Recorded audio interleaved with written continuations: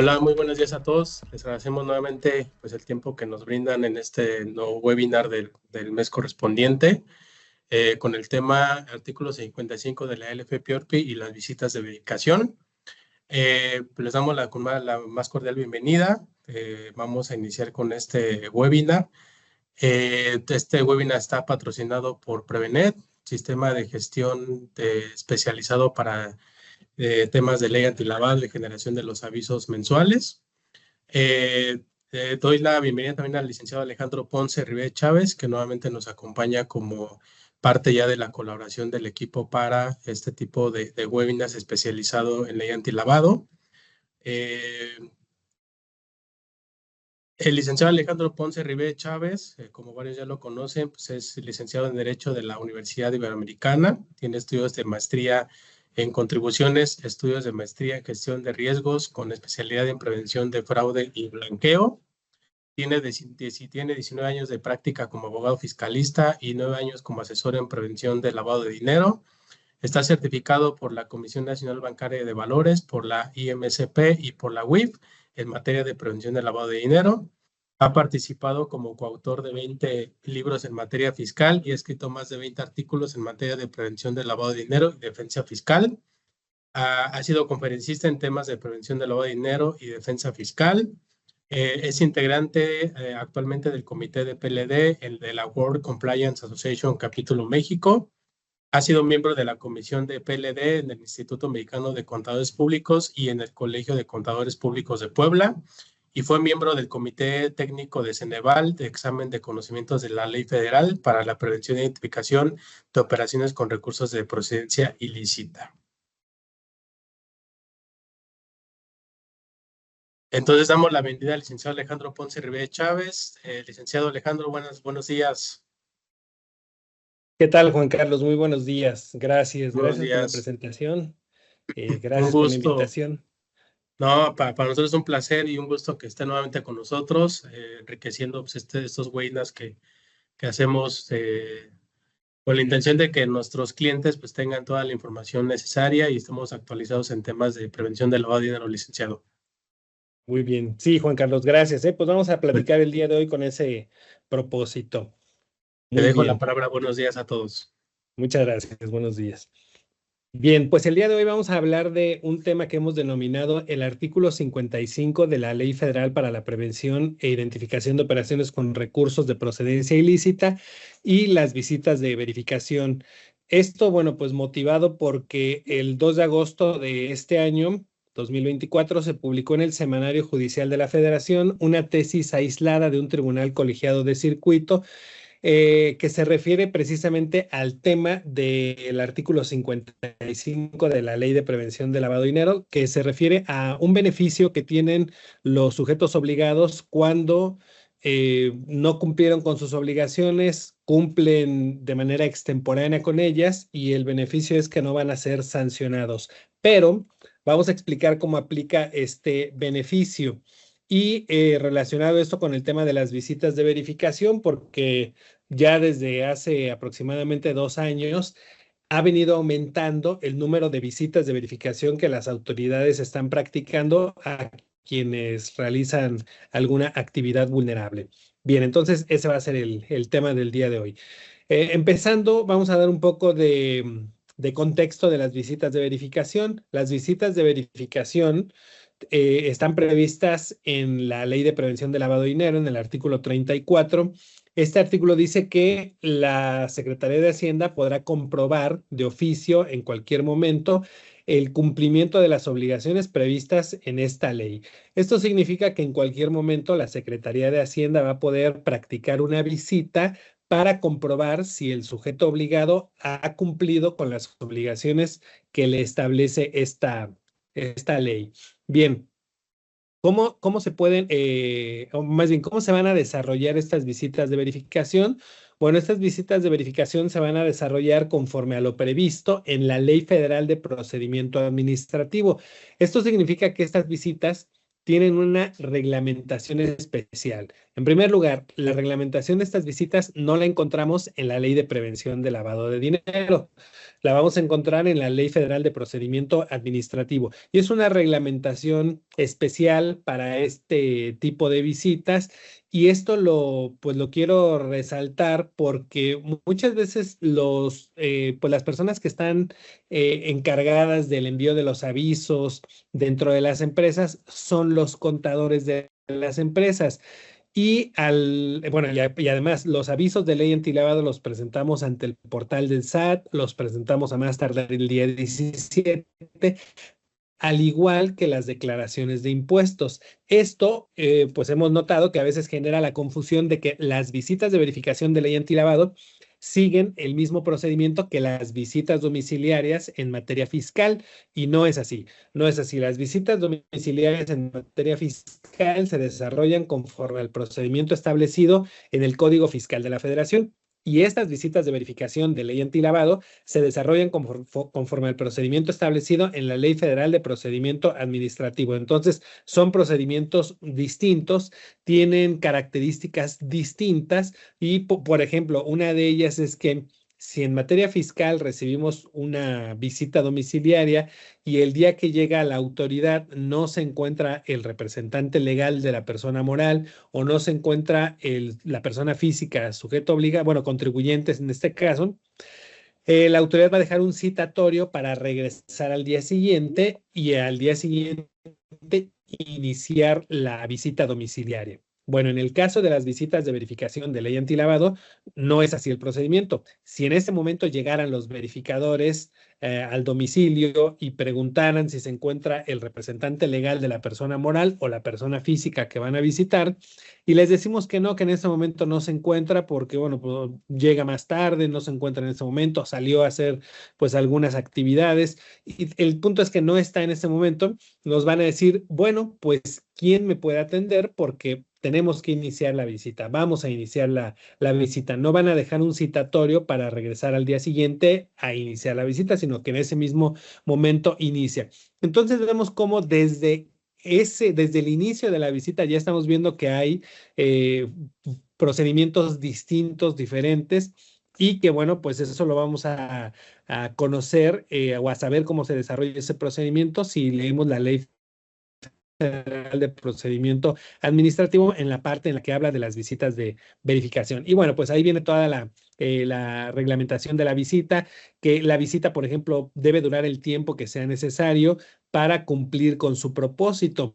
Si lo que van a hacer es verificar que yo he cumplido con mis obligaciones, bueno, para eso me van a requerir información, me van a requerir documentación y el volumen de la información y documentación que me requieran depende de los periodos que me están revisando, ¿no? Por ejemplo, si me revisan los periodos de enero a diciembre del 2020, bueno, pues van a revisar todas las operaciones que tuve en esos periodos. Depende también de mi actividad, del tamaño de negocio que soy. Puede que en ese año haya tenido, no sé, a lo mejor 20 operaciones, pero a lo mejor tuve 300 o 500. Entonces, puede variar mucho el volumen de información y documentación que van a requerir y que van a revisar, y de eso depende cuánto va a durar la visita.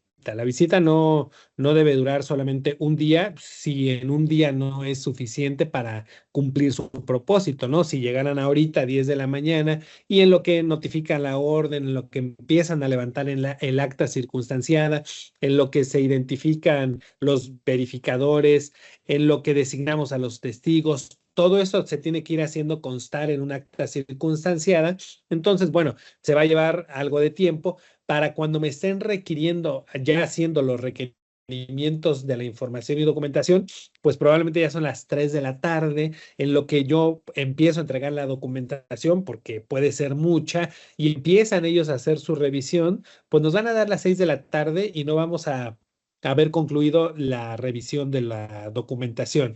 Eso significa que van a tener que regresar al día siguiente para continuar la práctica de la visita de verificación, porque, bueno, pues así lo establece el procedimiento de la ley. Las visitas se deben de llevar a cabo en horas hábiles y y hasta que se cumple el propósito de la visita, pues deberá concluir. Si mañana no hemos terminado, porque es mucha información, mucha documentación, la que tienen que revisar, tienen que ir asentando en su acta todo lo que vayan encontrando, bueno, continuaremos al día siguiente, luego se atraviesa el fin de semana, bueno, continuaremos el lunes. El punto es que así debe desarrollarse la visita porque así lo establece la Ley Federal de Procedimiento Administrativo, ¿no? Es un error cuando los verificadores nos dicen, mira, no te preocupes si no tienes la información a la mano, te vamos a dar 5 días para que la entregues.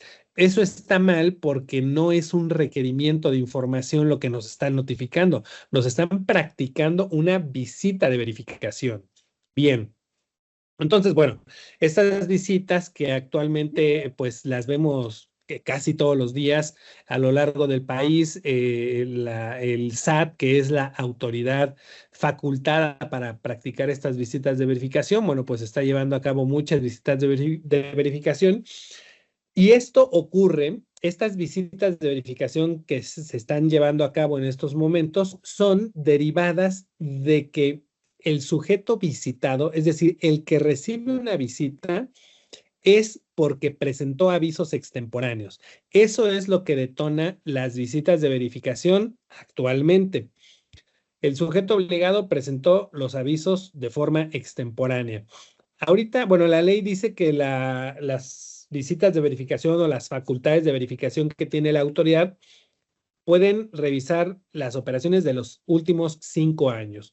Entonces, las facultades que tiene la autoridad para revisar se van hacia atrás 5 años. Recordemos que aquí los periodos son mensuales. Entonces, si estamos ahorita en agosto del 2024, lo más antiguo que nos pudiera revisar la autoridad sería agosto del 2019, porque es 5 años hacia atrás. Bueno, los periodos van o las facultades de la autoridad van prescribiendo cada mes. Cuando lleguemos a septiembre, lo más antiguo que nos podrá revisar la autoridad es septiembre del 19 y así sucesivamente. Lo que la autoridad ahorita está haciendo es revisar periodos de 12 meses y está revisando de enero a diciembre del 2020. En algunos casos ha revisado o está revisando 24 meses, de enero de 2020 a diciembre de 2021. Y bueno, ya en casos más excepcionales se está revisando 3 o 4 años, periodos de 36 o de 48 meses. Pero bien, lo más común es que esté revisando de enero a diciembre de 2020 ahorita, porque el siguiente año va a revisar de enero 2021 a diciembre de 2021. Pero bien, entonces la autoridad ha detectado que en 2020 presentaron avisos extemporáneos determinados sujetos obligados y a ellos son a los que está visitando. ¿Cómo sabe la autoridad que presentamos avisos extemporáneos? Bueno, porque en el aviso hay algunos datos que vamos a poner que van a darle esta información a la autoridad para considerar que los avisos se presentaron de forma extemporánea. En el aviso ponemos en primer lugar el mes reportado. Entonces, si yo le estoy poniendo que el mes reportado es, por ejemplo, 2020, 10, significa que estoy presentando el aviso de una operación que se realizó en octubre del 2020. Bueno, en el aviso también voy a poner otro dato que es la fecha de la operación y le voy a poner que la fecha de la operación es, por ejemplo, 8 de octubre del 2020. Le voy a poner los datos de liquidación al aviso que voy a presentar y ahí le voy a poner que la operación se liquidó el 8 de octubre del 2020. Bueno, ese aviso se debió presentar a más tardar el 17 de noviembre del 2020. Pero resulta que lo presentamos el 25 de noviembre del 2020 o el 15 de diciembre del 2020 o lo presentamos el 20 de enero del 2023 porque hasta ese momento me di cuenta que no había presentado el aviso y lo presenté. Con eso la autoridad ya sabe que el aviso está presentado de forma extemporánea y la unidad de inteligencia financiera tiene la atribución, la facultad de que cuando detecte que hay avisos que se presentaron de forma extemporánea, le debe decir al SAT para que el SAT ejerza las facultades de verificación y sancione al sujeto obligado que presentó los avisos extemporáneos. Bien, entonces la UIF pues ha detectado a todas las personas que en 2020 presentaron avisos extemporáneos, ha hecho una relación de todos esos sujetos obligados y esa lista se le está mandando al SAT para que el SAT programe sus visitas de verificación. El SAT, desde las áreas centrales de actividades vulnerables en la Ciudad de México, hace el programa de visitas y este programa lo distribuye a lo largo del país a las distintas administraciones desconcentradas de auditoría fiscal del SAT. Para que, bueno, pues si el sujeto obligado está en Baja California, la administración desconcentrada de allá le pueda practicar la visita. Si el sujeto obligado está en Chiapas, bueno, la administración desconcentrada de ahí le practicará la visita de verificación. Entonces, las administraciones desconcentradas ya son las encargadas de practicar estas visitas de verificación con base en el programa que les envían desde las áreas centrales de la Ciudad de México. Esto yo creo que también es importante saberlo porque pues en alguna ocasión nos ha comentado algún sujeto obligado que está siendo visitado que si hay forma de negociar con los verificadores, ¿no? De si hay forma de llegar a algún arreglo con ellos.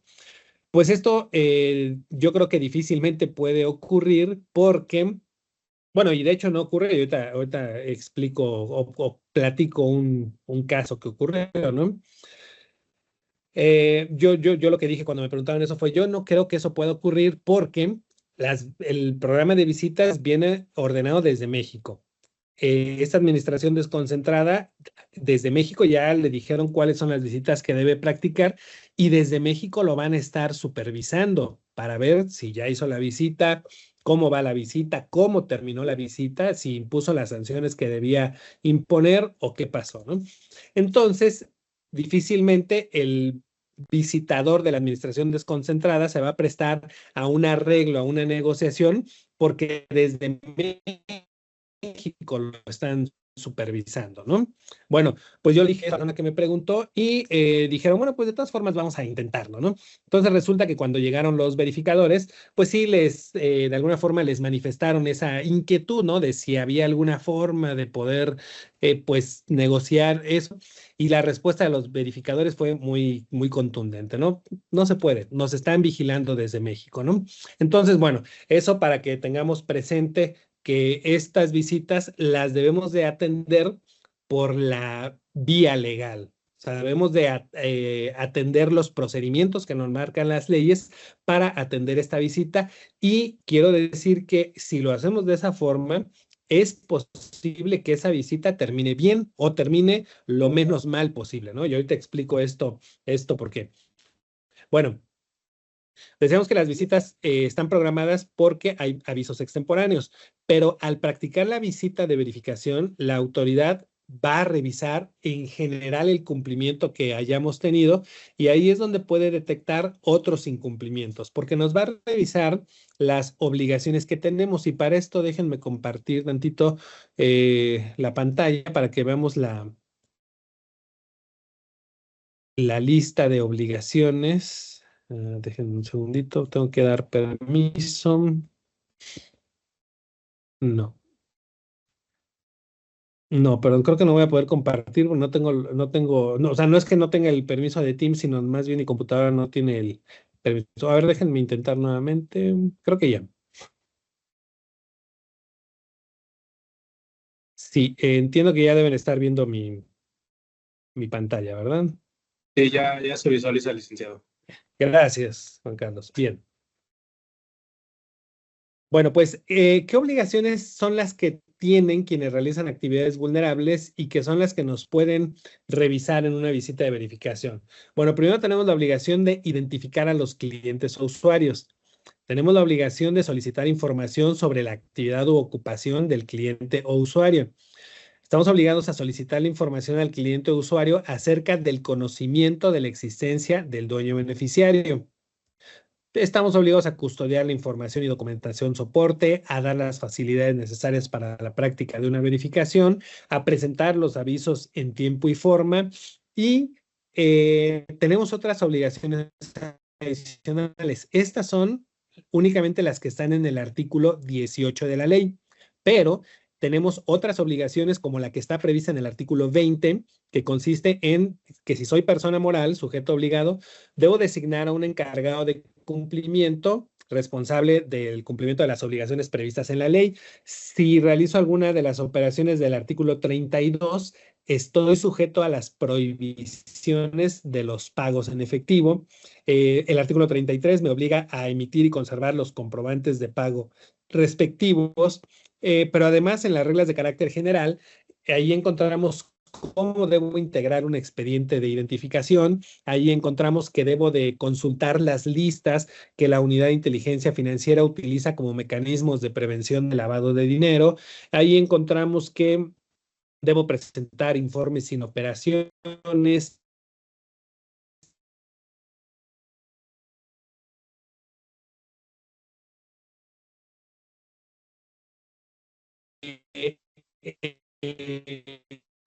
Debo contar con un manual, ¿no? Y la visita de verificación me va a requerir toda la información y documentación necesaria para poder comprobar el cumplimiento de estas obligaciones. Algo importante, voy a dejar de compartir tantito la pantalla. Algo importante que está en las reglas de carácter general y que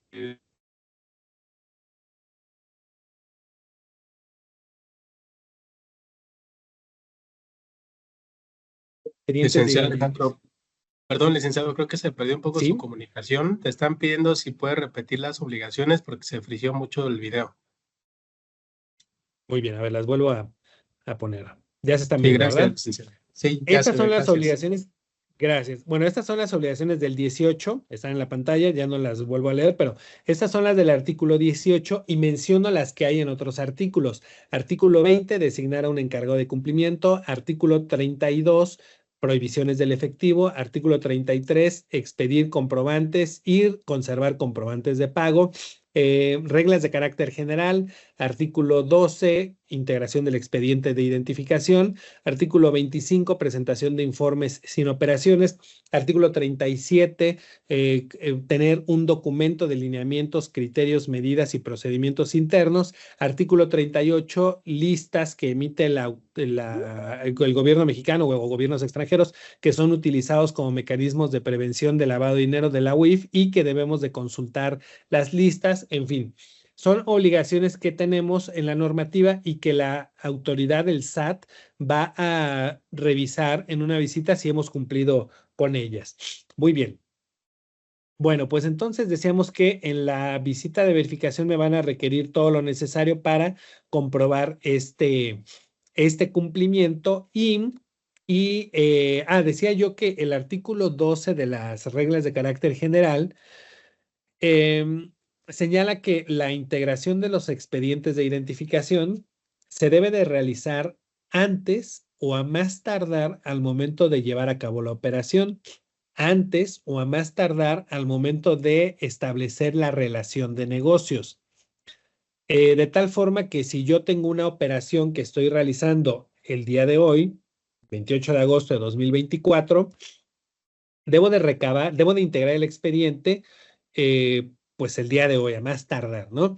No lo puedo integrar mañana, no lo puedo integrar el mes siguiente porque ya no estaría cumpliendo con la obligación que tengo. Además de que si ya realicé la operación y no le pedí a mi cliente sus documentos, su información, pues ¿cómo le voy a hacer para irlo a buscar en 2 semanas o en un mes y decirle, oye, acuérdate que necesito que me des tu identificación porque pues el mes pasado celebramos una operación? A lo mejor ya ni me contesta, a lo mejor me dice, sí, sí, sí, yo paso a dejártela, ¿no? Y nunca pasa, no sé, en fin. Ya no vamos a poder integrar el expediente, pero la normativa es clara. El expediente se debe integrar antes o a más tardar al momento de la realización de la operación. ¿Qué significa eso? Que si yo hoy estoy realizando una operación y estoy integrando el expediente, los documentos que voy a integrar al expediente deben de ser de fecha anterior a la realización de la operación. Por ejemplo, a ver, yo le voy a pedir la identificación a mi cliente. Me debe dar una identificación que el día de hoy esté vigente. Bueno, la normativa sí señala que puede estar su fecha de vencimiento dentro de los 2 años anteriores, o sea, puede haber vencido en el 2023 y sería una documentación o una identificación válida. Hoy estoy realizando la operación y le voy a pedir a mi cliente su CURP.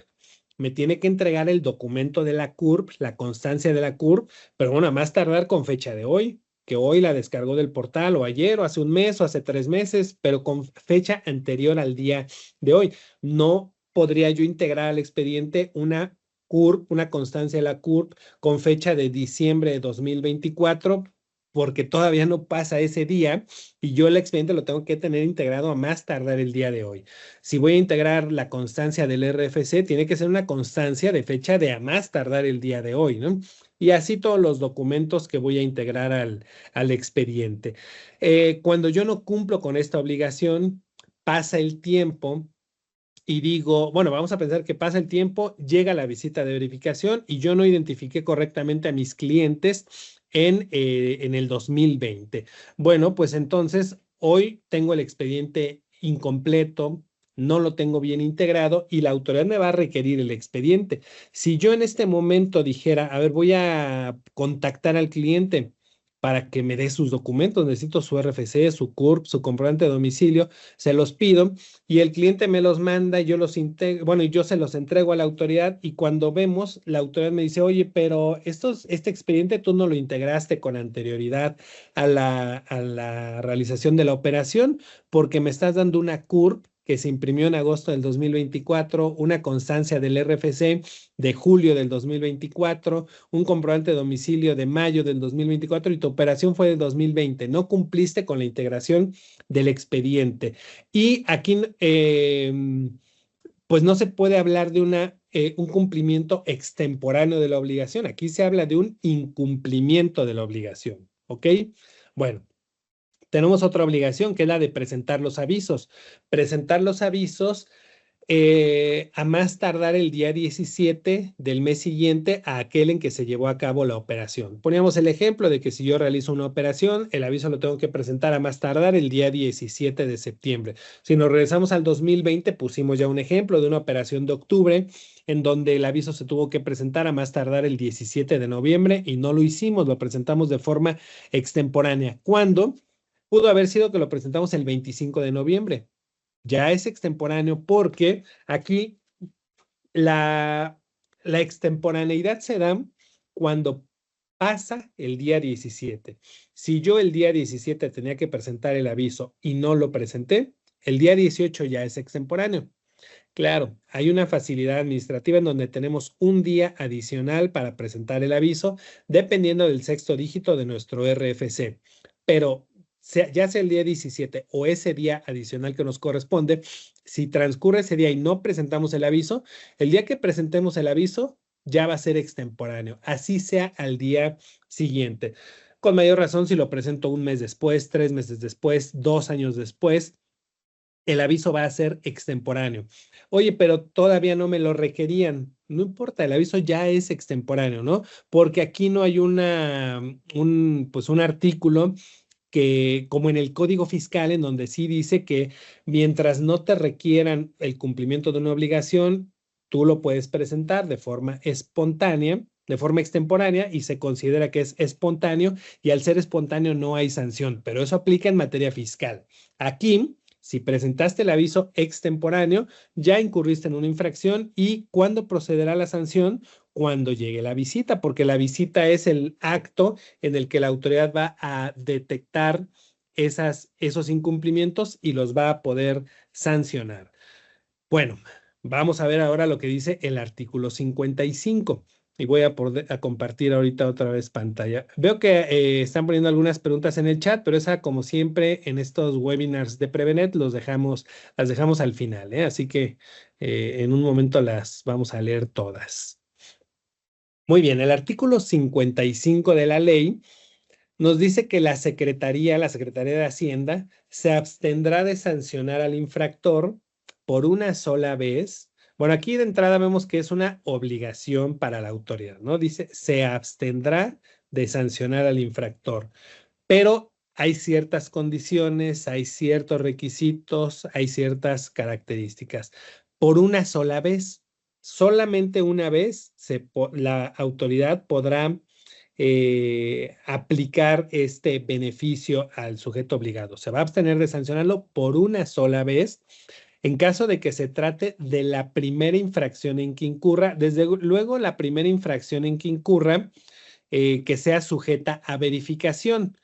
Pues, si nos están revisando el 2020 y yo me di de alta desde el 2014 y en el 2014 tuve mi primer aviso extemporáneo.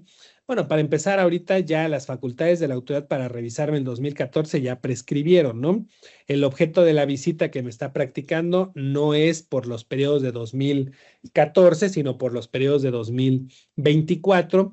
Y entonces, bueno, la Secretaría se abstendrá de sancionarme por una sola vez por esa primera infracción que detecte por primera vez la autoridad en una visita de verificación, siempre y cuando, aquí viene un requisito, se haya cumplido esa obligación de manera espontánea y previa al inicio de las facultades de verificación de la Secretaría.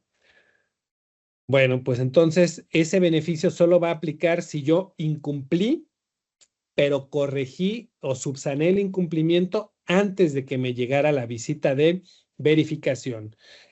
Por ejemplo, esto no podría aplicar en expedientes de identificación, porque vamos a poner un ejemplo, ¿no? Yo en 2020 tuve una operación con un cliente, no integré bien el expediente porque no le pedí toda la información, toda la documentación, pero a los 2 meses me doy cuenta que mi expediente está incompleto, busco al cliente, lo logro contactar y le digo, oye, necesito una copia de tu comprobante de domicilio, una copia de tu CURP, pero ¿sabes qué? Tiene que ser de antes de la operación. La operación fue el 8 de octubre, necesito documentos anteriores a esa fecha. Y el cliente, pues, accede y me dice, sí, sí, sí, mira, todavía tengo aquí el comprobante de domicilio de septiembre, ese te sirve, ¿verdad? Sí, sí, ese me sirve. Ah, muy bien, te doy, aquí tengo mi CURP que descargué en julio, ¿esa te sirve? Sí, sí, sí, muy bien. Entonces, integro el expediente de manera extemporánea, pero con documentos de fechas previas a la verificación. Entonces, cuando hoy llega la verificación y me piden el expediente y yo lo entrego de inmediato, porque así se debe atender la visita de verificación, la autoridad va a ver que el expediente está integrado con documentos de fechas anteriores a la realización de la operación. Entonces, la autoridad, aquí una pregunta, ¿supo que yo cumplí de forma extemporánea con esta obligación? No, no hay forma. No hay forma de que lo sepa, ¿no? Entonces, ahí no podría aplicar este beneficio. Pero en el caso de los avisos extemporáneos, ahí es donde sí aplica. ¿Por qué? Porque ahí sí hay evidencia de que yo presenté el aviso el 25 de noviembre cuando debía haberlo presentado el 17 de noviembre. Entonces, es una obligación que no había cumplido, que cumplí de forma espontánea porque lo hice antes de que me visitaran. Y bueno, pues ahí tiene la autoridad una infracción o un incumplimiento al que le podría aplicar este beneficio. Pero bueno, la autoridad me está revisando todo el 2020 y a lo largo del 2020 ya dijimos que estas visitas están llegando porque hay avisos extemporáneos. No hay forma de que le llegue una visita a alguien que no presentó un aviso extemporáneo. Entonces, a lo mejor fueron 3 o 5 o 10 o 200, pero por lo menos uno va a haber. Bien, pues la autoridad va a requerir toda la información, toda la documentación, todos los avisos y ahí ellos ya saben cuáles son los avisos que tienes extemporáneos. De hecho, en muchas visitas llegan ya con la lista de los avisos extemporáneos y te dicen, bueno, quiero todos tus avisos del 2020, pero especialmente estos, porque ya saben ellos cuáles son los avisos extemporáneos. Bien, el punto es que si detectan, vamos a pensar, 40 avisos extemporáneos en el año que están revisando, la intención de la autoridad va a ser sancionar la extemporaneidad de esos 40 avisos, de esos 40 avisos. Y pues aquí es donde nosotros vamos a ver si nos pusiera 40 multas de extemporaneidad. Por 40 nos pondría multas como de 700,000 pesos. Aquí nada más menciono algo de la omisión de los avisos, ¿no? Porque podemos tener también avisos omisos, avisos que no nos dimos cuenta que no habíamos presentado y pues al día de hoy que llega la visita están omisos. La omisión de un aviso se sanciona con multa de 10,000 UMAS. En 2020, para un aviso omiso de 2020, la multa sería de 868,800 pesos. Ahora, ¿qué dice la ley? La ley dice que es infracción presentar los avisos fuera de los plazos previstos en la ley. Si yo presento el aviso fuera del plazo, voy a quitar un poquito esto. Si yo presento el aviso fuera del plazo de la ley, es extemporáneo y procede una multa de 200 UMAS. Pero ese artículo también dice que cuando dice, esta sanción aplicará cuando la extemporaneidad, cuando el aviso se presente dentro de los 30 días siguientes a la fecha en que debió presentarse. En el ejemplo, el de la operación de octubre de 2020, el aviso se debió presentar el 17 de noviembre a más tardar. Si yo lo presento dentro de los 30 días siguientes, o sea, a más tardar el 17 de diciembre de 2020, me aplica una multa de 200 UMAS. Y luego dice la ley, pero si la extemporaneidad excede ese plazo de 30 días, o sea, si el aviso lo presenté después del 18 de diciembre de 2020, aplicará la sanción por omisión. Es decir, la ley pretende que si yo presenté un aviso extemporáneo por más de 30 días, me lo sancionen como si lo hubiera omitido. En lugar de una multa de 200 UMAS, 17,000 y tantos pesos, una multa de 10,000 UMAS, 868,000 pesos. Esa es la intención de la ley, pero ahí mismo nos dicen, aplicará lo previsto en el artículo 55 de la ley. ¿Qué dice el 55? Ya vimos que la Secretaría se abstendrá de sancionar al infractor por una sola ocasión cuando se trate de la primera infracción, siempre y cuando cumpla de manera espontánea. Entonces, si yo tengo 40 avisos que presenté de forma extemporánea con más de 30 días de extemporaneidad, la autoridad me va a querer poner 40 multas, cada una de 868,800 pesos, porque estamos hablando de 2020. Esto significa que la autoridad me podría imponer multas de 34,752,000 pesos. Esa podría ser la intención de la autoridad. Ahora, pero bueno, tenemos el artículo 55. Bueno, entonces podemos decir, bueno, me voy a acoger al beneficio del artículo 55 para que la autoridad no me sancione. Bueno, ¿cómo lo aplica la autoridad? Porque hay muchos casos en donde en la visita o en el procedimiento se le dice a la autoridad, oye, pero aplícame el beneficio del 55, no me multes, es la primera vez, no me multes. ¿Y saben qué hace la autoridad? Dice, te voy a aplicar el beneficio del artículo 55 y entonces de las 40 multas o de los 40 incumplimientos, te voy a sancionar 39. Me voy a abstener de sancionarte uno, el primero, el de enero de 2020. Los demás te los voy a sancionar porque, bueno, pues ahí dice que solamente me abstenga de sancionarte por una sola ocasión, la primera infracción. Entonces, la forma en la que la autoridad lo aplica, pues no es tan benéfica, no es un beneficio porque de 35 millones de pesos de multa, pues nos va a poner 34 millones nada más, ¿no? Entonces, no es la forma de atender una visita el recurrir sin mayor argumento a solicitar el beneficio del artículo 55. Nosotros en las visitas que hemos tenido oportunidad de atender,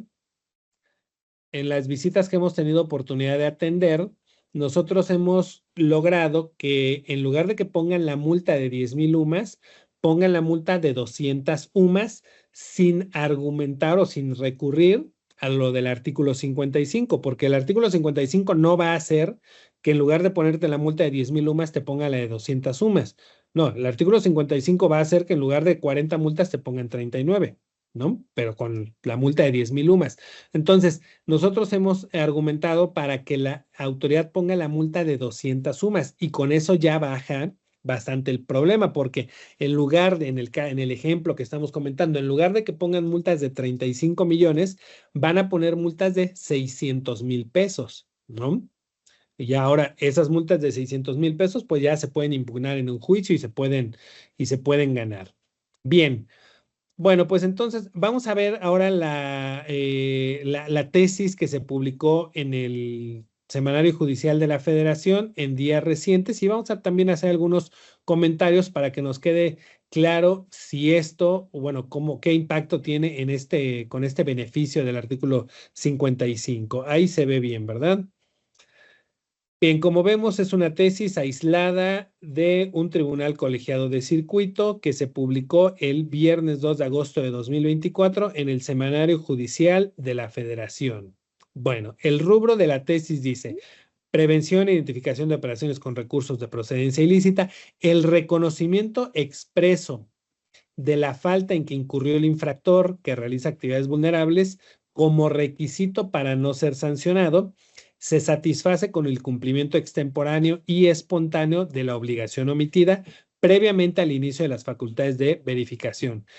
Recordemos que cuando vimos el artículo 55 decía que, bueno, a ver, lo pongo aquí para que no nos perdamos, decía de manera espontánea y previa al inicio de facultades de verificación y reconozca expresamente la falta en que incurrió.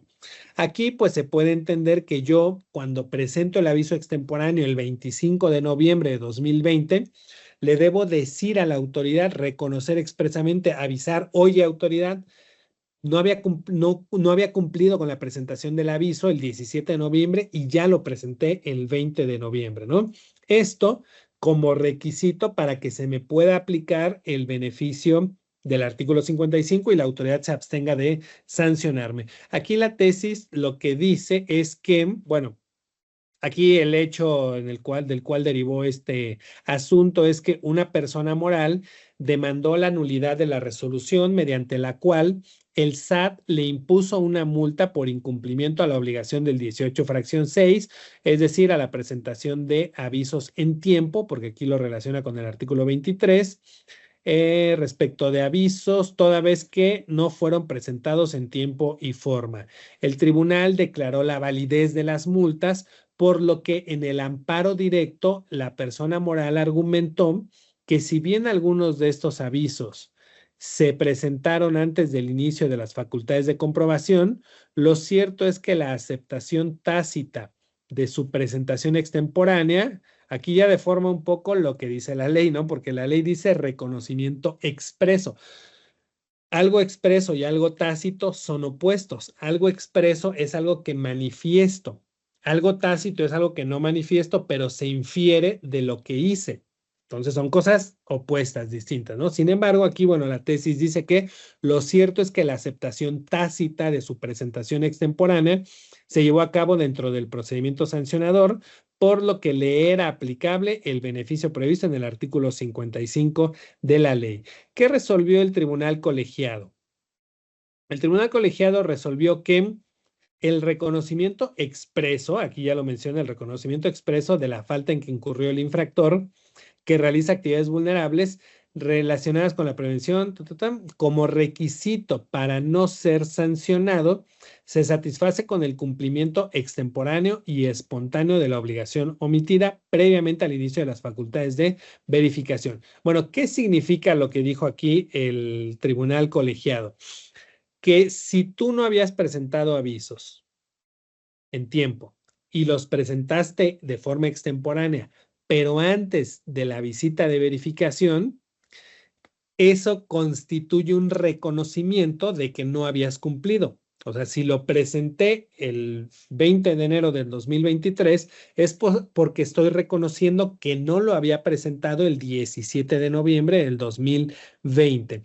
Eso es lo que resolvió el tribunal, ¿no? Que así se entiende el reconocimiento o de esa forma se actualiza el reconocimiento expreso de que no habías cumplido con la obligación y que ya la cumpliste de forma espontánea previo al inicio de las facultades de comprobación, ¿no? Entonces, a eso se refiere este criterio.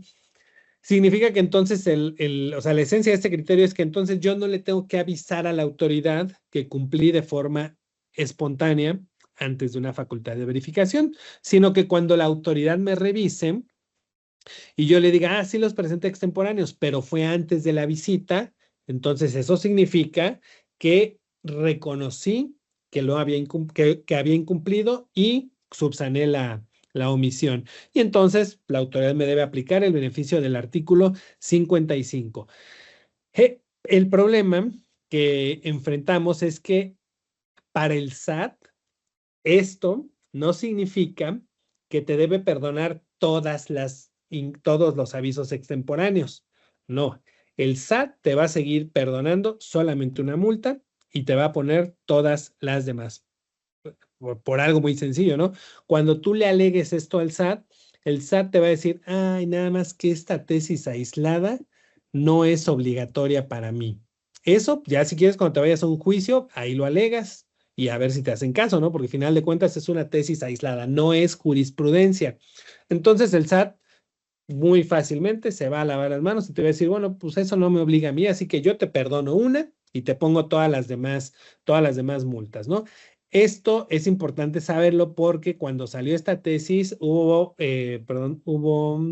¿verdad? Ya no se ve ya quité lo que estábamos viendo. Bien, Em, cuando salió esta tesis, pues empezó a circular en los chats, en los grupos, en redes sociales, en internet, y había pues mucha alegría por parte de quienes veían esta tesis porque decían, ya no nos va a sancionar el SAT, ¿no? Ya nos van a perdonar las multas. Siento decirles que no va a ser así o no va a ser tan fácil. El SAT va a seguir diciendo, te perdono una y te pongo todas las demás. Entonces ya tendremos que ir a un juicio en donde aleguemos esto y depende de cómo lo aleguemos. Si lo alegamos bien, vamos a poder ganar con base en este criterio. Si lo alegamos mal, pues no vamos a ganar con base en este criterio, ¿no?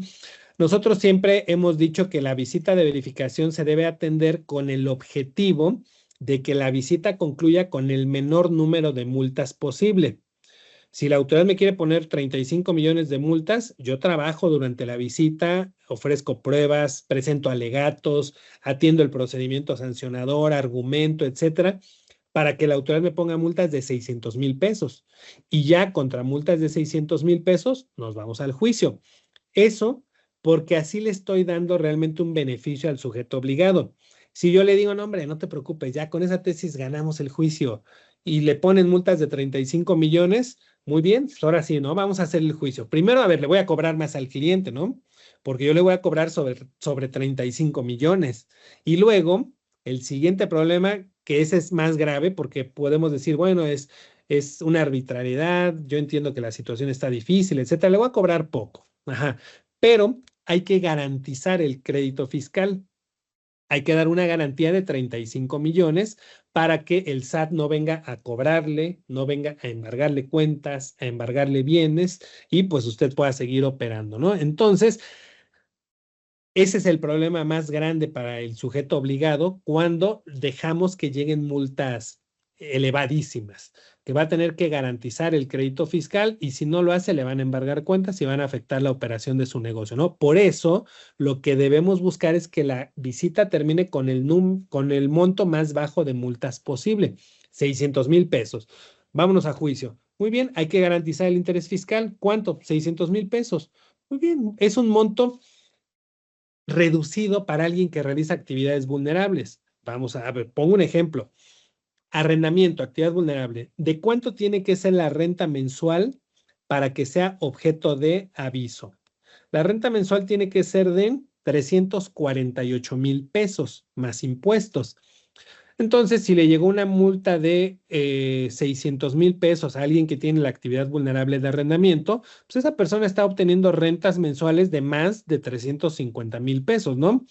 Digo, a nadie le sobra el dinero, ¿no? Pero no va a ser problemático que diga, bueno, pues sacaré de ahí del ahorro que tenemos 600,000 pesos para garantizar el interés fiscal, nos vamos a juicio y cuando ganemos nos devuelven esa cantidad, ¿no? Entonces, pero claro, si yo le digo, oiga, multas de 35 millones de pesos, ahí sí, ya no va a ser tan fácil que pues a lo mejor hasta que disponga de esa liquidez o que con tanta facilidad se desprenda de ese dinero porque es dinero que él usa para trabajar. Entonces debemos de atender las visitas pensando en darle un beneficio al sujeto obligado. Por eso no hay que confiarnos de esta tesis, no hay que confiarnos del artículo 55, mejor hay que trabajar ofreciendo las pruebas pertinentes, haciendo los argumentos adecuados para lograr que las visitas concluyan con el menor número de multas posible. Esto es algo que es una realidad, es algo que se puede lograr.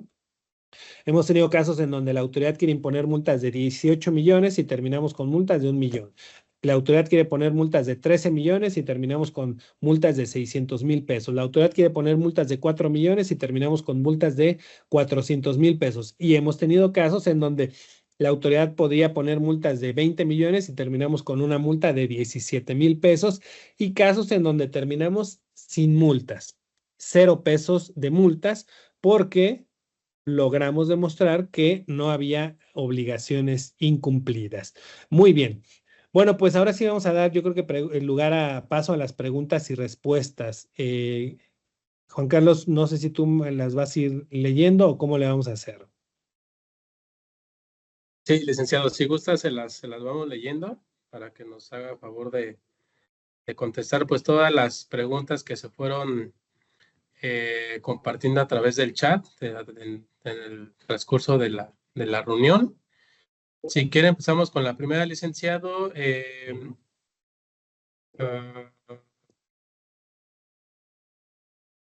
minuto nada más. Bueno, pregunta Ivette, dice, buenos días. Debido a una revisión me dieron una multa por presentar fechas extemporáneas y son presentados de manera extemporánea.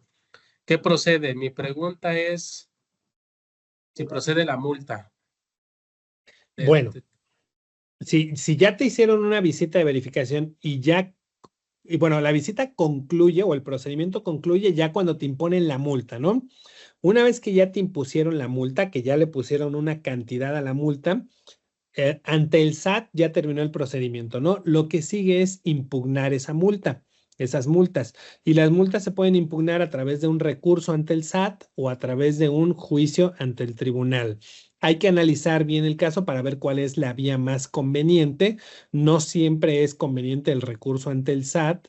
De hecho, serían las excepciones. Casi siempre lo más conveniente es ir directo al juicio. Pero bueno, sí, lo que hay que hacer es ya impugnar las multas.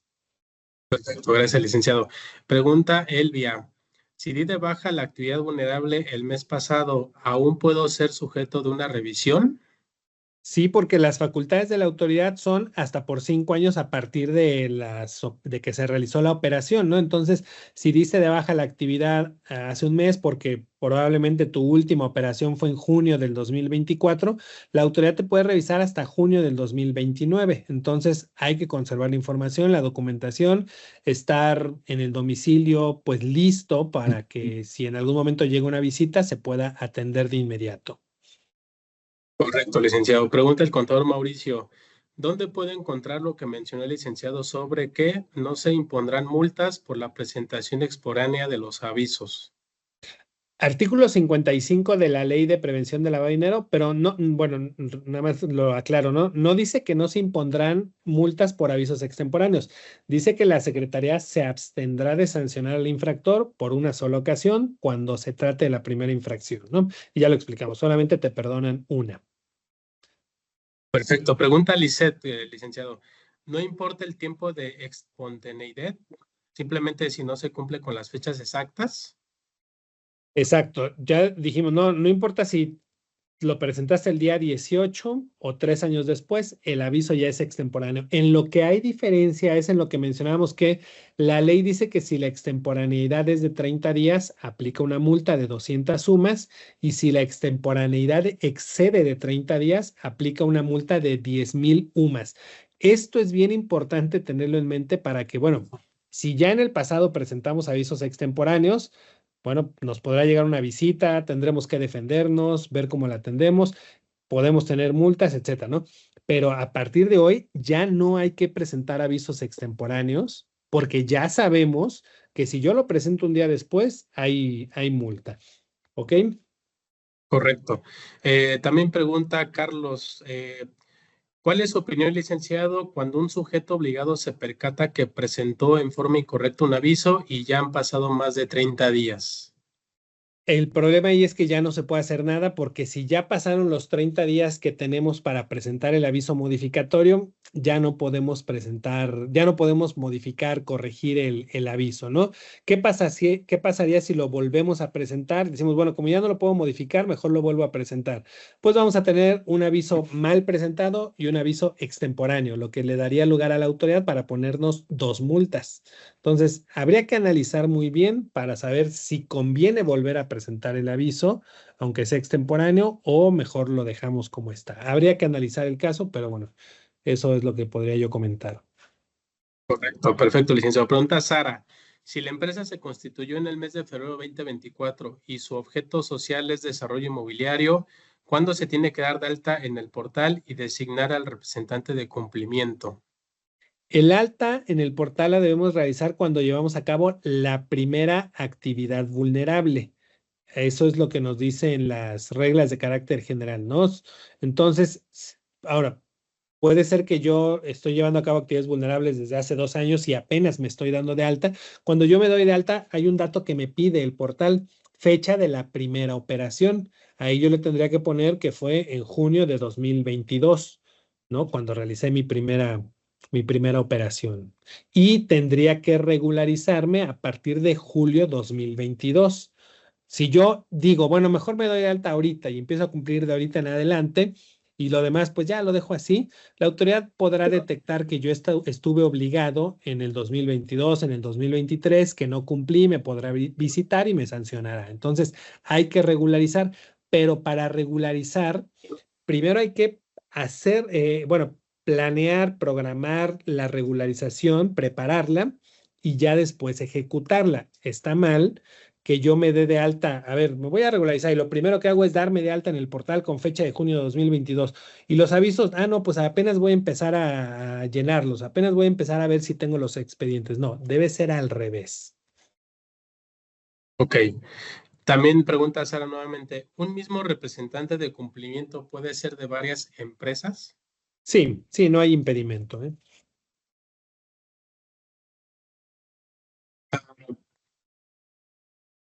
Pregunta, segundo, Ivette pregunta, buen día, si recibo donativos de Oxxo por redondeo, soy donatario autorizado y se timbra el recibo con RFC genérico y a público en general, ¿debo tener el expediente? Mm, hay que analizar documentación de ese tipo de donativos porque hay criterios en ese sentido. Hay consultas que ya se han hecho a la autoridad en donde depende de cómo se dé la operación, puede que yo esté obligado o puede que no. Entonces, habría que analizar la documentación soporte de esas operaciones para ver si me aplica o no me aplica, ¿eh? Perfecto. Pregunta Ángeles, licenciado, ¿estás obligado a verificar los documentos y si son falsos, qué se debe hacer? He sabido que si hay negativa de entregar documentos para abrir un expediente por no perder la venta, se falsifican documentos. ¿Cree que esto ha pasado? Bueno, la ley señala que es un delito el entregar documentación falsa, pero ese delito lo cometería el cliente. Si el cliente me da un documento falso, el delito lo comete el cliente y se sanciona con prisión de 2 a 8 años, ¿no? ¿Cómo va a saber la autoridad que el cliente me dio un documento falso cuando me haga la visita de verificación y yo le entregue el expediente y le entregue copia de los documentos que me dio el cliente? La autoridad, con toda la información que tiene, podrá detectar, este documento es falso. ¿Te lo entregó el cliente? Sí, bueno, pues el cliente es el que cometió el delito, ¿no? Si yo lo altero, si yo lo falsifico, pues el problema es que, bueno, que entonces, ¿qué voy a decir? Que el cliente me lo entregó falso y le estoy entonces echando el problema a él.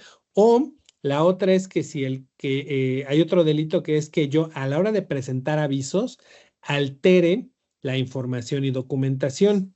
Y en ese caso, por ejemplo, yo invento un domicilio, porque como no me dio comprobante de domicilio, yo invento un domicilio. Bueno, pues entonces yo estaría poniendo datos falsos en el aviso y ahí sí el delito lo cometo yo y se sanciona con prisión de 2 a 8 años, ¿no? Hay que ser muy cuidadosos en eso. Correcto. Perfecto, licenciado. Pregunta Lilia Elisa de la Rosa. Si ejerzo la facilidad de presentar el aviso de acuerdo al sexto dígito y me toca el tercer día hábil siguiente, pero lo presenté en el segundo día hábil siguiente, ¿se considera extemporáneo porque no lo presenté justo el día que me correspondía? Pues lo que dice la facilidad administrativa es que me debo esperar al día que me corresponde porque si lo presento el día 2 y a mí me tocaba el día 3, se considera que es extemporáneo. Entonces, pues, y hemos visto casos en donde, yo creo que por ahí he visto uno o dos casos en donde se equivoca la autoridad y dice, bueno, como fue antes del tercer día, está en tiempo. Pero en la mayoría de los casos sí precisan que debe ser el día que corresponde de acuerdo al sexto dígito, ¿no? Entonces hay que esperarnos en todo caso a ese día. Perfecto, licenciado. Pregunta de Cristian Landeta. Una persona moral recibió un depósito en efectivo por 600,000 pesos. Este depósito lo realizó un empleado como parte de un esquema de arrendamiento financiero en el cual la empresa solo funge como intermediaria. Este depósito que realizó el empleado, la empresa lo transfiere a la arrendadora. Bueno, creo que no entendí la pregunta. Pero si hablan de arrendamiento financiero, ahí no hay Sí. límites del efectivo, ¿eh? Solo son en las operaciones que establece el artículo 32, que son inmuebles, venta de vehículos, de joyas, de obras de arte, entrega de premios, compra de boletos, arrendamiento, compra o venta de partes o acciones sociales y creo que ya. Perfecto, licenciado.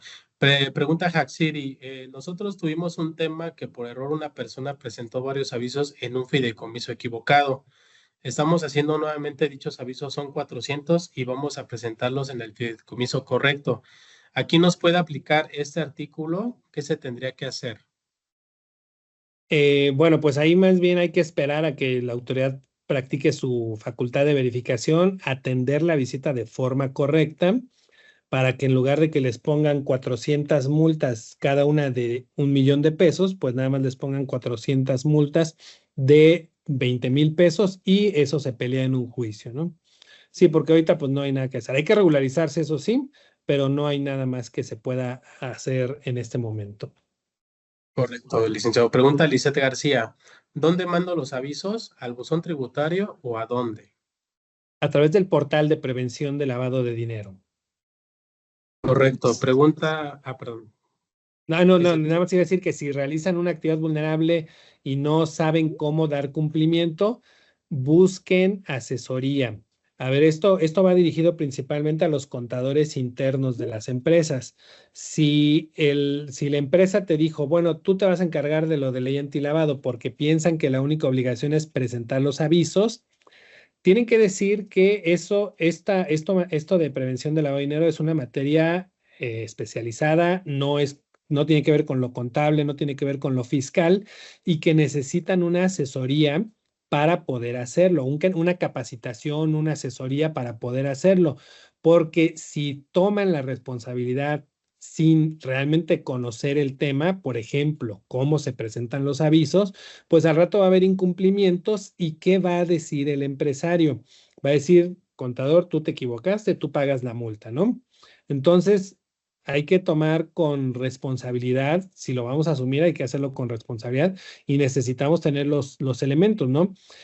Ahorita muchos de los problemas que hay ahorita en visitas de verificación es porque, pues es que no sabía cómo presentar los avisos, es que no sabía cómo acumular las operaciones, es que yo pensé que se hacía de esta forma y ahorita hay problemas que pueden dar lugar a multas de millones de pesos, ¿no? Entonces, y esto es por el bien del empresario, ¿no?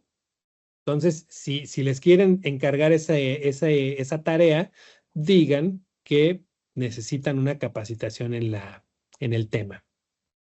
correcto, licenciado. Y bueno, si requiere este tipo de asesoría, pues acérquese con el experto. Les vamos a compartir sus datos en caso de que requieran alguna asesoría por el licenciado Alejandro Ponce. mándenos por el chat su correo electrónico y con mucho gusto le mandamos sus datos para que se puedan poner en contacto con el licenciado y tener una buena asesoría en temas de ley antilavado. Bueno, después de este anuncio, pregunta Jorge, licenciado, en caso de que se haga una regularización de presentación de avisos por los últimos 5 años, ¿seremos sujetos de multa y qué monto podría ser? Bueno, la multa, como ya decíamos, bueno, ya lo explicamos, o sea, a lo mejor la pregunta la hizo antes, pero lo repito rápidamente, ¿no? El aviso extemporáneo dentro de los 30 días tiene una multa de 200 UMAS y el aviso extemporáneo de más de 30 días una multa de 10,000 UMAS. Pero atendiendo correctamente la visita, se logra que la multa tanto en ambos casos sea de 200 UMAS. 200 UMAS, ¿no? Que son, si te están revisando el 2020, son como 17,376 pesos. Si te revisan el 2021, son 17,900 y tantos pesos. Entonces, esa es la multa que procede. Perfecto. Pregunta, bueno, aquí dice usuario desconocido, dice, licenciado, ¿se podría decir que si estamos regularizando básicamente es hacerle un llamado a la autoridad para que nos revise? Eh, mm, Probablemente sí, pero si no te regularizas, la autoridad te va a detectar, te va a revisar y te va a sancionar más grave que si te regularizas, ¿eh? La omisión de aviso se sanciona con multa de 1,000,000 de pesos cada aviso omitido. La extemporaneidad se puede sancionar con multa de 20,000 pesos y todavía esas multas se pueden ganar. A ver, si no te regularizas porque dices, no, pues ¿para qué le llamo la atención a la autoridad? Y la autoridad lo detecta. ¿Por qué? Porque conoce mucha información, porque conoce tu CFDI, tu actividad, etcétera. Tiene mucha información y dice, aquí hay una persona que estaba realizando actividades vulnerables y ni siquiera la tengo dada de alta en el portal, ¿no? Vamos a hacerle una visita. Y llegan y encuentran que no tienes expedientes, que no preguntaste sobre el dueño beneficiario, que no presentaste avisos, que no expediste comprobantes, etcétera, etcétera. Bueno, pues la autoridad tiene ahí para servirse con la cuchara grande y ponerte todas las multas que quiera. En cambio, si te regularizas y la autoridad dice, mira, aquí tenemos a alguien que se regularizó, vamos a revisarlo, y encuentra que tus expedientes están bien, que tienes la documentación, etcétera, y solamente tienes avisos extemporáneos, bueno, pues solamente te pondrá esas multas y que van a ser multas reducidas. Correcto. Licenciado, pregunta Liz, dice, buen día, licenciado, ¿recomienda que se presente confirmación de criterio ante la autoridad respecto al alta como actividad vulnerable y regulación de avisos? Pero, ¿qué le preguntaríamos a la autoridad? A ver si ahorita nos completa la pregunta, ¿no? ¿Qué le consultarías a la autoridad? Perfecto. Si quieres, mientras vamos viendo otra pregunta. Correcto. Comenta Juan, buenos días, maestro. Tengo préstamos de mutuo. ¿Con qué frecuencia debo realizar la identificación de un cliente o usuario cuando se trata de la misma persona? Bueno, el expediente de identificación es un expediente único, pero es un expediente que se debe mantener actualizado cada vez que llevo a cabo una operación, ¿no? Entonces, no tengo que estar integrando un expediente cada vez que hay una operación. Ya lo integré una vez, pero lo voy a actualizar cada vez que tenga una siguiente operación. Ahora, ¿qué es actualizar? Pues que los documentos que necesiten tener una vigencia estén dentro de la vigencia requerida, ¿no? Por ejemplo, si yo ya le pedí su identificación, que de hecho su identificación la tramitó a principios de este año, y llevamos a cabo una operación, bueno, ya la tengo, ¿no? Si vienen 3 meses a realizar otra operación, pues ¿para qué tengo otra copia de la misma identificación del expediente? No tiene caso, ¿no? Y si vienen medio año, no tiene caso que vuelva a agregar otra copia de la identificación, ¿no? Entonces, dependiendo del tipo de documento, si por la vigencia requiere que lo tenga actualizado, lo actualizo en el momento en el que realice una nueva operación. Pregunta Paola, nosotros presentamos de 2013 en 2020, nosotros presentamos desde 2013 en 2022 por donativos. ¿Nos podrían multar? Los podrían revisar primero, ¿no? Los podrían revisar y pues ya de la revisión podría derivar en multas. Eso sí podría pasar. Ok, perfecto. Pregunta Jorge Luis Eli Santiago, por no contar con el manual PLD, ¿a cuánto ascienden las multas? Mm, La ley dice que es una infracción que se sanciona con multa de 200 sumas, no atender los requerimientos de la autoridad. Si la autoridad te requiere el manual y no lo entregas porque no lo tienes, te sancionaría con 20,000 UMAS. 200 sumas, perdón, 200 sumas. Correcto. Licenciado, ya nos mandaron la pregunta completa del depósito en efectivo. Mira, A dice, ver. una persona moral recibió un depósito en efectivo por 600,000 pesos. Este depósito lo realizó un empleado como parte de un esquema de arrendamiento financiero en el cual la empresa solo funge como intermediaria. Este depósito que realizó el empleado, la empresa lo transfiere a la arrendadora. La pregunta ahora sí es, ¿este depósito se debe considerar dentro de alguna de las fracciones del artículo 17 de ley y por consiguiente se debe identificar e informar? Dice, cabe aclarar que este no es un acto u operación habitual ni profesional, fue único. Bueno, el arrendamiento financiero no es actividad vulnerable. No es. No está en el artículo 17. Ah, perfecto, licenciado. Muy bien. Eh, Pregunta Eduardo Tlatelpa. Buen día. ¿La integración del expediente de acuerdo a las reglas de carácter general debe ser en forma física o de forma electrónica? El expediente lo podemos conservar de cualquiera de las dos formas, ¿no? De forma física o de forma electrónica. La ley nos da esas dos opciones. Las dos son válidas. Lo que sí es recomendable totalmente es que si tenemos una visita, lo entreguemos en físico. Porque, como decíamos, la visita es para comprobar el cumplimiento. Cuando yo les doy una memoria con el archivo electrónico, lo que hace la autoridad es llevársela en lugar de revisarla. Y eso ya está desvirtuando el sentido de la visita, ¿no? Entonces, el archivo lo puedo llevar de las dos formas, pero a la hora de una visita entrego en físico. Perfecto. Un usuario desconocido pregunta, en el caso de un arrendador que le daba en arrendamiento a un mismo cliente 4 inmuebles en diferentes puntos de la ciudad, ¿qué se toma para el umbral qué se toma para el umbral? ¿La sumatoria de todos los locales o es por inmueble? La renta mensual por inmueble.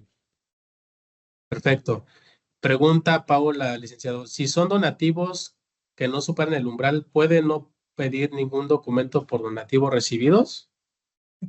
Claro, toda aquella operación que no supere el umbral no es actividad vulnerable y si no es actividad vulnerable, no estoy obligado a cumplir con las obligaciones de esta ley, no tengo que integrar un expediente de identificación como lo establece esta ley, no tengo que acumular operaciones, no tengo obligaciones de esta ley. Perfecto. Pregunta María Eugenia. Si se está dado de alta en las actividades vulnerables por arrendamiento, pero nunca se han llegado a los umbrales de identificación ni de presentación, ¿se puede tener algún problema si nunca se ha presentado nada? Hay que enviar informes sin operaciones, ¿eh? Y hay que dar la baja, porque no tiene caso que estemos dados de alta si no realizamos actividad vulnerable. Correcto. Pregunta Construcciones MS. Si tengo avisos no presentados en 2020, ¿es conveniente presentarlos? Sí. Sí, por lo que ya dijimos, ¿no? Si no, te lo van a sancionar como omisión y sale más caro. Correcto. Pregunta Daniel Suárez. Si me quisieran revisar avisos de una moral que ya no existe porque se más bien yo creo que se fusionó, dice aquí. Ujú. Si quisiera revisar avisos de una persona moral que ya no existe porque se fusionó con otra moral, ¿me pueden realizar esa revisión? Sí, sí, porque aunque ya no exista, aunque ya dejó de realizar la actividad vulnerable, las facultades de la autoridad para revisar son por 5 años. Ujú, sí. Ok, Y pregunta sí, sí, sí. uno sea desconocido. ¿Qué documentos del expediente de identificación del cliente debo de actualizar? Bueno, primero, la obligación de actualizar el expediente solo existe cuando tenemos relación de negocios. Si tenemos relación de negocios, una vez al año, mientras dura la relación de negocios, debemos actualizar los documentos y ya dijimos, ¿no? Los que tengan una vigencia o más bien los que ya no, los que requieran una vigencia o los que ya no tengan vigencia. Si, por ejemplo, tengo una identificación que ya venció en el 2020, pues tendría que actualizarla, pero eso lo tuve que haber hecho, pues, al año siguiente, solo mientras subsista la relación de negocios. Correcto. Preguntan, uno sabe de conocido, si el aviso fue en ceros, pero se presentó extemporáneo, ¿igual genera multa? A ver, ¿cómo fue la pregunta? Perdón. Ajá, si mandó avisos en ceros, pero se Ah, presentaron de forma extemporánea, ¿igual generan alguna multa? ha habido casos en los que la autoridad los sanciona como extemporáneos o incluso como omisos.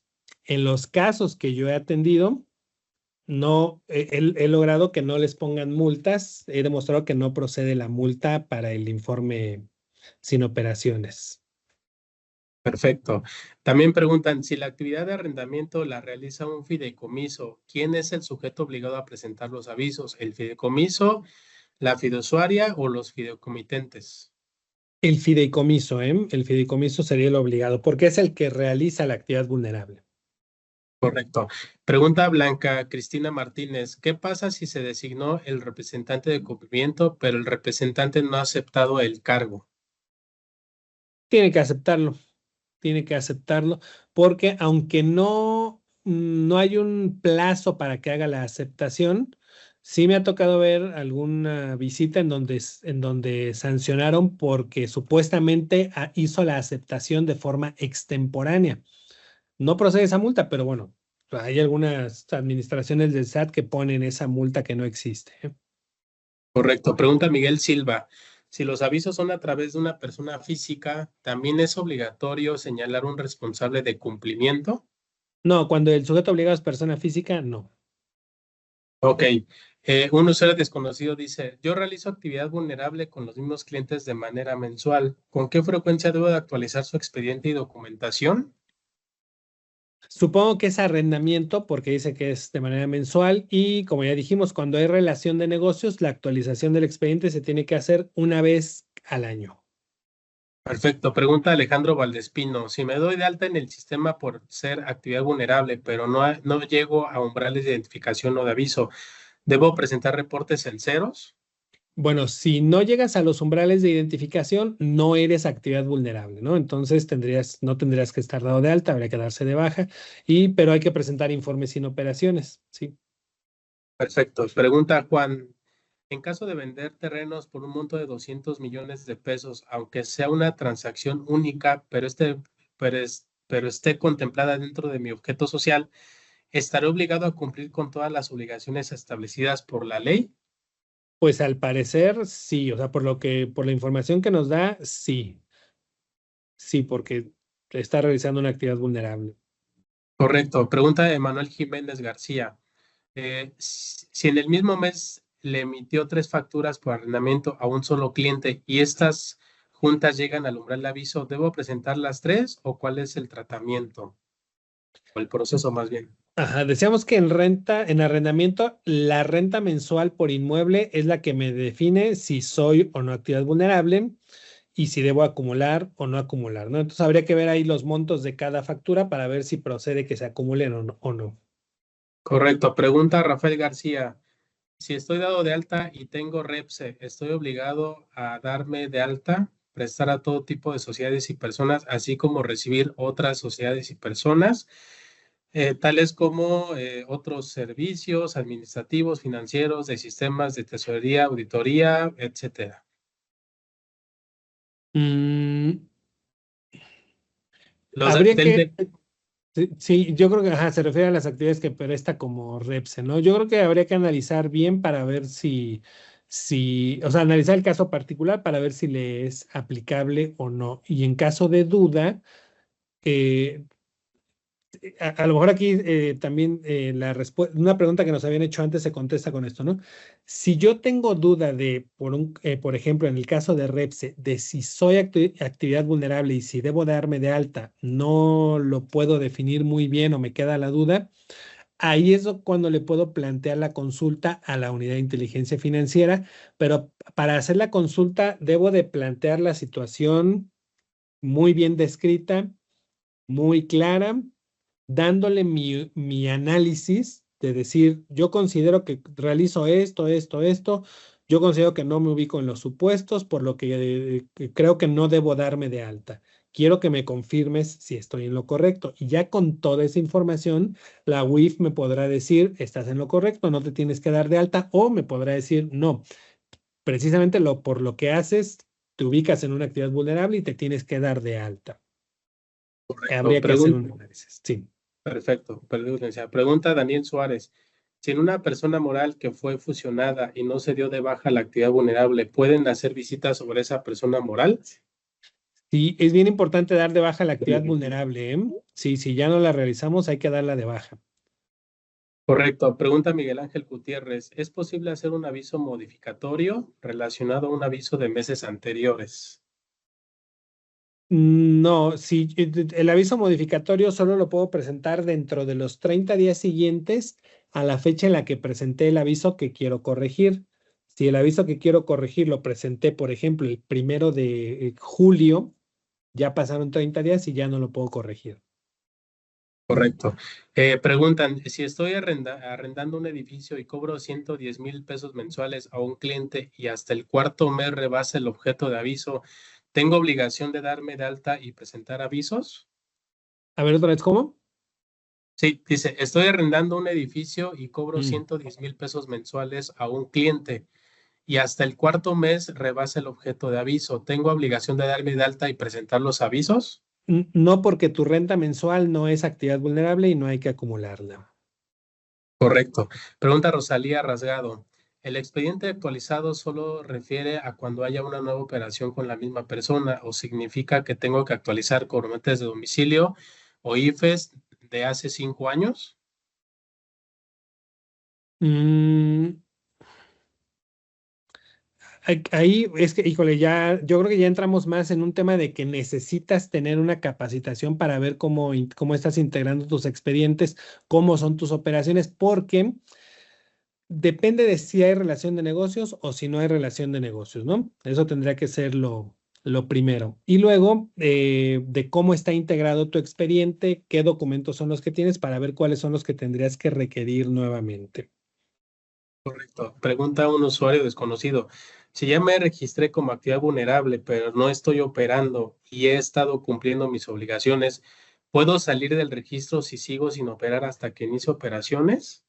Sí, puede uno darse de baja y ya cuando realice una actividad vulnerable se vuelve a dar de alta. Correcto. Pregunta Ivette, ¿cuánto es el umbral para presentarlas y el monto para tener el expediente, el monto del umbral? Pero no dice de qué actividad. Depende de cada actividad vulnerable. El artículo 17 de la Ley de Prevención del Lavado de Dinero establece de cada una de las actividades vulnerables cuál es el umbral de identificación y cuál es el monto para la presentación de aviso. Ahí lo puede checar. Correcto. Pregunta Mauricio Flores. Una empresa se dedica a la construcción de edificios destinados a casa habitación y su venta, desarrollos inmobiliarios de departamentos, pero la actividad registrada en la constancia fiscal es otros servicios relacionados con los servicios inmobiliarios. Hasta ahora solo tenemos registrada la actividad de enajenación de bienes. En este caso, se debe registrar la actividad también de desarrollo inmobiliario. ¿Y qué pasa si no registro las dos actividades? Pues bueno, si te dedicas al desarrollo inmobiliario, que es la construcción de proyectos inmobiliarios de unidades fraccionadas destinadas a venderse o a rentarse, sí hay que cumplir, ¿no? Hay que registrarse y hay que cumplir. ¿Qué pasa si no lo haces? Bueno, en algún momento la autoridad podrá detectar que estabas obligado, que no lo hiciste, podrá visitarte y podrá sancionarte, ¿no? ¿Cómo podría detectar la autoridad que estábamos obligados al desarrollo inmobiliario? Si le solicita a las autoridades competentes las licencias de construcción que se han tramitado. Y ahí donde vea que hay licencias de construcción para la construcción de, no sé, 3 departamentos, 5 casas, 6 locales comerciales, pues eso ya tendría ahí los elementos para considerar que se debió cumplir y practicar una visita. Perfecto, licenciado. Pregunta Daniel Suárez. Para los avisos en el apartado de fecha de operación, ¿se debe ocupar la fecha del recibo o la fecha de pago? La fecha del pago, la fecha en la que se recibió el pago. Correcto. Nuevamente, aquí de pregunta, ¿los avisos de rentas se presentan mensual en cuanto a la renta exceda los 348,509,70? O bimestral si la mensualidad es menor a esa cantidad. Sí, sí, siempre y cuando te paguen de forma puntual cada renta mensual. El problema está cuando te hacen pagos parciales, cuando te hacen pagos atrasados, pagos adelantados. Para eso hay que llevar un muy buen registro y control de las actividades vulnerables para que podamos determinar en qué momento procede la acumulación y en qué momento se debe presentar el aviso. Ok, pregunta Daniel Suárez. Si se dio de baja la persona moral y el espacio es destinado a otra actividad, ¿cómo procedería si hubiera una visita en caso de haberla? Pues habría que, antes de, bueno, el domicilio en el que dejemos señalado en el portal, tiene que ser el domicilio donde conservemos la información y documentación. Entonces, habría que cuidar eso, ¿no? Que en ese domicilio esté la información y esté la documentación. Correcto, licenciado. Pregunta Blanca Evelyn Lara. ¿Estamos obligados a tener un documento que soporte la actividad o ocupación de nuestro cliente al momento de una identificación? Si tienes relación de negocios con tus clientes, sí. Si no, para quienes no establecen una relación de negocios con sus clientes, no es una obligación tener la constancia y situación fiscal del cliente. Correcto. Preguntan, en intermediación, ¿la operación se da cuando la inmobiliaria recibe su comisión o en la fecha de la escritura por la venta del inmueble? En intermediación, bueno, en intermediación la operación se tiene por realizada cuando se cumple la prestación del servicio y normalmente la prestación del servicio, cuando se cumple es cuando le pagan la comisión al intermediario, ¿no? Porque él ya hizo su trabajo. Entonces, cuando la fecha del pago de la comisión pues, es la que se tomaría como fecha de la operación. Correcto. Y pregunta Rafael García, ¿en qué artículos puedo guiarme para tener bien actualizada mi información, incluyendo manuales y expedientes? Híjole, pues artículo 18, no, es que son muchos, ¿no? Artículo 18 de la ley, artículo 21 de la ley, artículo 12 de las reglas de carácter general, anexos 3, 4, 5, 6, 7, 8, 4 bis, 7 bis de las reglas de carácter general, 37 de las reglas de carácter general, 11, 18, creo que el 19 también de las reglas de carácter general, ¿no? Todo eso. Eh, Pregunta Jacqueline Herrera, si no tengo un servicio para revisar listas negras, ¿el encargado de cumplimiento puede hacer la revisión de forma manual y realizar una especie de certificación? Pues, este, mm, lo que te piden es que tengas tu mecanismo de consulta en las listas, ¿no? Si tienes tu mecanismo claro, en una visita eso es lo que te piden, ¿no? Si tienes tu mecanismo claro, con eso es suficiente. Si consideras, o sea, es que eso ya yo creo que depende de cada quien si establece alguna forma de dejar evidencia de que hizo esa consulta, bueno, pues eso puede ser algo adicional. Sí. La diferencia o la ventaja cuando tienes un sistema es que el sistema te arroja el reporte, ¿no? Y nada más como complementaria de esta pregunta, licenciado, se me da oportunidad de Claro. comentarle a Jacqueline Herrera. Nosotros somos Prevenet, como lo comentaba al principio de la reunión, somos un sistema de prevención del lavado de dinero. Tenemos ese sistema o módulo de listas PEPs donde tú pudieras consultar ese tipo de listados. Si quisieras más información, si quieres por chat, o mándanos un correo al de información info@prevenet.com.mx y con mucho gusto te hacemos una llamada y te damos la información correspondiente. Eh, Nada más ya una pregunta más, también para dar tiempo a respetar también el tiempo. Dice María Eugenia, ¿ustedes nos pueden apoyar con un manual de procedimientos para el régimen de arrendamiento? Sí, lo podemos elaborar y lo podemos implementar, sí. Si quieres, María Eugenia, te compartimos los datos correspondientes en el chat. Igual si quieres mandarnos tus datos para poderte mandar la información correspondiente. Y creo, bueno, ya es suficiente con las preguntas. Creo que se despejaron la mayoría de las dudas. Se respondió bastante bien cada una de las cuestiones que nos preguntaba el auditorio. Nada más me voy a tomar un minuto más de la reunión antes de concluir para darles un anuncio que tenemos para ustedes. Nosotros vamos a hacer o vamos a patrocinar por primera vez, somos un patrocinador oficial de ASONOC para el primer Congreso Internacional de Oficiales de Cumplimiento que se va a llevar a cabo en Monterrey. Vamos a estar de patrocinadores, vamos a tener ahí este acercamiento con los oficiales de cumplimiento para todas las personas que también vayan a asistir a este congreso, pues bueno, vamos a estar ahí presentando nuestra herramienta de Prevenet, que es un software especializado para prevención del lavado de dinero. Este, creo que sería todo, licenciado. Juan Carlos, Pues nuevamente, sí, nada más, si adelante. me permites, pongo la pantalla con donde están nuestros datos, los de ustedes y los de nosotros, ¿no? Datos de Perfecto, contacto. sí, sí.